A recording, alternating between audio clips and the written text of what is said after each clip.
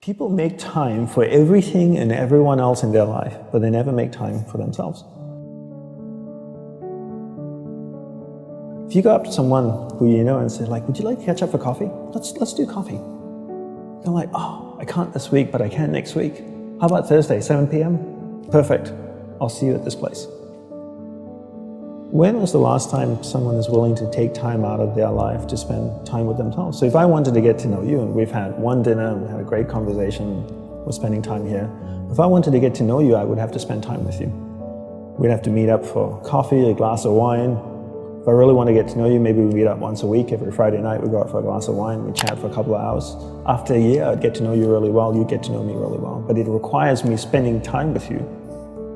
So if you want to get to know yourself, you need to spend time with yourself. But in a way that you can inquire, right? So people say to me things like, oh, I walk my dog in the park, that's my time with myself. And you're like, no, it's not. That's you walking the dog. People go like, oh, I go for a jog, that's my alone time. No, that's you jogging, avoiding traffic, watching where you're stepping so you don't trip and fall over. Spending time with yourself is sitting down, closing your eyes, not interacting with the outside world, and actually going inside and having that conversation. The same conversation I would have with you and say like, hey Brian, so where did you grow up? You know, you said California, do you like to surf? No? Hate the water? Love the water? Tell me, right? And people don't have that conversation, and because they don't have that conversation with themselves, they don't end up knowing what they want in life. Because they don't know what they want in life, they can't focus that finite amount of energy, and then they don't live a lifestyle that brings them happiness, and most people end up being unhappy. A couple of things I would say. One is simplify your life. Everybody's so busy. Everybody's got a lot of things to do. We don't actually have a lot of things to do. Right, we like being distracted because then we don't have to think about ourselves. And we don't have priorities in life. Most people don't have clear priorities in life. You know, for me, my goal is to simplify my life, simplify the number of people in my life, and simplify the number of things in my life. We only have a finite amount of energy each day, right? But every year, we have more people in our lives. Is that a fair statement? More Facebook friends, more people you're connected with, but your energy stays the same. So that's not a proportionate growth. If your energy is increasing every year proportionately with the number of things and people in your life, then we don't have to talk about this. But your energy level is the same. But the amount of people and things in your life are growing almost exponentially. So whereas that doesn't work. So for me, it's always about simplifying first the people and things into your life, into who and what's most important, taking that finite energy that you have each day and focusing. Second step is learning how to focus and concentrate that finite amount of energy into the people and things that truly matter. Now you start to create a lifestyle that you actually love because you're invested into people and things that matter. And the byproduct of that is happiness. And you said happiness is not a goal. Is that correct? Yes, happiness is not a goal. And if you ask most people, what do you want in life? They say, I want to be happy. Right? Would that be a fair statement? I mean, yeah, literally, it's in the U.S. Constitution, I think, the pursuit of happiness. The pursuit of happiness. Right. I always say you should never pursue happiness. Don't pursue happiness. Pursue a lifestyle where the byproduct of that lifestyle is happiness.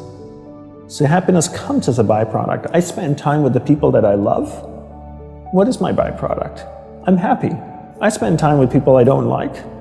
I'm not happy. So don't pursue happiness. Pursue a lifestyle that gives happiness. But in order to pursue that lifestyle, you need to be clear what you want in life. What's your purpose in life? And people don't know this because they don't spend any time with themselves. People think that the more you meditate, the better it is. So 20 minutes of meditation is not as great as 3 hours of meditation. And it's actually not how we work. For us, we believe in quality as opposed to quantity. We spend the whole day preparing to meditate. What comes before meditation? Concentration. Concentration comes before meditation. So you need to learn how to concentrate in order to meditate. And we believe that you can't meditate if you can't concentrate. So we spend the whole day focusing on concentration. So when I spoke with someone in the monastery, I spoke with another monk, I gave them my undivided attention. When I worked on my laptop, I focused on working on my laptop. When I swept the sidewalk, I focused on sweeping the sidewalk. So throughout the day, I'm practicing concentration. Now when I go to sit down to meditate, I'm really focused and I can have a dynamic meditation session. And I always use the simple analogy of, take Usain Bolt, for example, the sprinter, right? I don't know much about him except he won 3 gold medals, fastest man on earth from Jamaica. I can make an assumption and tell me if I'm wrong that his whole day is structured, that he eats the right kinds of food and drinks the right amount of water. He goes to the gym. If you look at the boy, he's ripped, right? Probably works out, runs every day, I'm sure, sprints, does all kinds of things. But his whole day is preparing him for 9.57 seconds or whatever it is his world record is, not the other way around. And people come up to me all the time, Brian, and they say, Dandapani, I'm so stressed out, I've got so much happening in my life. Do you think if I meditate for 5 minutes in the morning, it'll help my whole day? I'm going like, well, what are you doing the remaining 23 hours and 55 minutes? That's what I want to know. Because if you try to meditate for 5 minutes in the morning and the rest of the day you just live a chaotic life, that's not, it's a good start, but it's not really helping you. It's like eating a carrot in the morning and then eating hamburgers and fries all day and hoping to have a healthy diet. You have to understand that your whole day, your lifestyle is what's going to support your meditation practice at the start, and then your meditation practice grows, and then it turns around and supports your lifestyle. Right. But not the other way around. You don't create a meditation practice to support your lifestyle. You create a lifestyle first, meditation second.